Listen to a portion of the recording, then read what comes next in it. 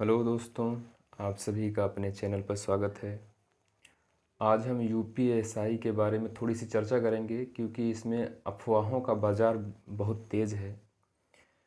क्योंकि कोई यूट्यूबर्स कह रहा है कि री एग्ज़ाम होगा, तो कोई कहता है कि भर्ती कैंसिल हो जाएगी, कोई कहता है एसआईटी जांच हो जाएगी, कोई तो ये भी बता रहा है कि अक्टूबर में इसका एग्ज़ाम हो जाएगा। तो भाई, मैं अगर सच्ची बात बताऊँ आपको, जो मुझे लगता है, इस भर्ती में कुछ भी नहीं होने वाला है। कुछ भी नहीं होगा। आप एकदम वैसी ही प्रक्रिया देख रहे हैं जैसे आप 2016 की प्रक्रिया को देख चुके हैं। 2016 में भी जिन बच्चों का सिलेक्शन हो गया था, फाइनल उन्हीं का ही चयन हुआ है और वैसा इसमें भी होगा। बच्चे धरना प्रदर्शन कर रहे हैं, बड़े बड़े यूट्यूबर्स आए, कईयों एफआईआर हुई, सुप्रीम कोर्ट में रिट दायर की गई, लेकिन सरकार टस से मस नहीं हुई। और सरकार आज भी कह रही है कि इसमें कोई भी किसी भी तरह की कोई भी धांधली नहीं हुई है। तो मुझे लगता है कि कोर्ट भी सरकार के ही फेवर में जाएगा, जैसा पिछली बार हो चुका है। बस मैं इस भर्ती बोर्ड से बस इतना पूछना चाहता हूँ कि ये यूपीएसआई की ही भर्ती है, किसी चपरासी की भर्ती तो नहीं है।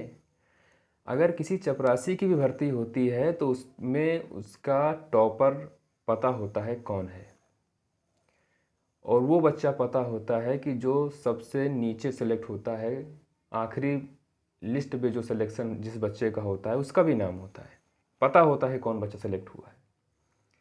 लेकिन इस यूपीएसआई भर्ती में किसी को पता ही नहीं है कि किसने टॉप किया है, और किसी को ये भी नहीं पता है कि वो सबसे न्यूनतम बच्चा कौन है जो आखिरी लिस्ट पे सेलेक्ट हुआ है।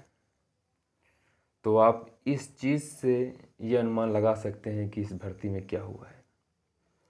जो बच्चे चयनित हुए हैं, क्या उन्हें ही अपने नंबर जानने का अधिकार है? जो बच्चे फेल हो गए हैं, अनसेलेक्टेड हैं, तो क्या उन्हें अपने नंबर जानने का अधिकार नहीं है कि मेरे कितने नंबर हैं? हर भर्ती में, पुलिस बोर्ड में आज तक जितनी भर्ती हुई है उसमें बच्चा सेलेक्ट नहीं हुआ है तब भी उसके मार्क्स उसको पता चले हैं। लेकिन इस भर्ती में अनसेलेक्टेड बच्चों के मार्क्स उसको मालूम ही नहीं है कि मेरे कितने हैं, और इस भर्ती में कौन बच्चा टॉपर है ये भी नहीं पता है। तो आप समझ सकते हैं कि इसमें क्या हुआ है। और जो बच्चे सेलेक्ट हैं उनसे मैं यही कहना चाहूँगा कि भाई, आप अपनी मेडिकल की तैयारी करिए। इस भर्ती में कुछ भी नहीं होने वाला, कोई रोक नहीं लगने वाली, क्योंकि सरकार आपके साथ है। मेरी बातें थोड़ी कड़वी हैं लेकिन हकीकत है। 2016 में भी सरकार ही बच्चों के फेवर में था, और आखिर में जीत बच्चों की ही हुई जिन्होंने ट्रेनिंग की थी। और इस बार भी सरकार सिलेक्टेड बच्चों के ही फेवर में है। और सुप्रीम कोर्ट आपको डेट दे रहा है, 18 जुलाई को अगली सुनवाई है। अगर इस 18 जुलाई को अगर हाई कोर्ट ने कोई भी फैसला नहीं दिया और इसकी डेट को आगे बढ़ा दिया, जिसकी संभावना प्रबल है, 99% ये संभावना है कि सुप्रीम कोर्ट या तो सुनवाई उस दिन नहीं होगी या तो फिर सुनवाई की डेट बढ़ा देगा। अगर ऐसा किया तो आप समझ लीजिएगा कि इसमें कुछ भी नहीं होने वाला है, वो सिर्फ आपको डिले कर रहा है। और मैं, जो धरना प्रदर्शन कर रहे हैं बच्चे, जो इको गार्डन में बैठे हुए हैं, उनसे भी मेरा इतना ही कहना है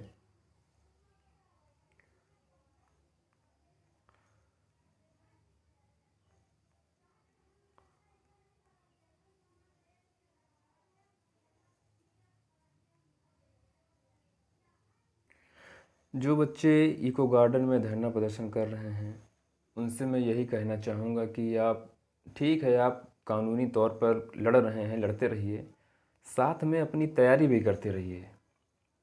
क्योंकि ऐसा ना हो कि 2016 की तरह आप 4 साल बिता दें और उसके बाद आपके हाथ कुछ न लगे। जिस तरह से मैं सिर्फ भर्ती बोर्ड से एक और प्रश्न पूछना यही चाहूँगा कि अगर वो 20,000 बच्चों को बुलाता तो क्या उसमें 9,500 बच्चे सेलेक्ट ना होते? हो जाते, उसमें भी सेलेक्ट हो जाते। लेकिन अगर 20,000 भर्ती बोर्ड बुलाता तो उसकी पोल वहीं पर खुल जाती।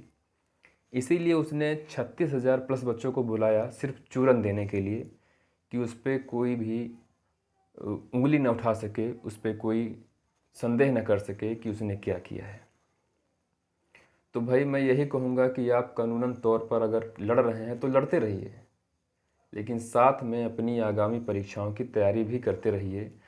क्योंकि ऐसा ना हो कि कुछ भी ना मिले, आप प्रोटेस्ट भी करें, कोर्ट केस भी करें, केस लड़े भी और आखिर में कुछ भी आपके हाथ न लगे।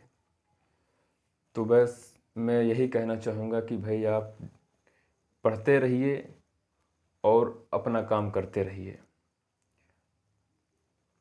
बस मैं यही आखिर में कहना चाहूँगा कि अगर आप हमारे चैनल पर नए हैं तो चैनल को सब्सक्राइब कर लीजिए। धन्यवाद।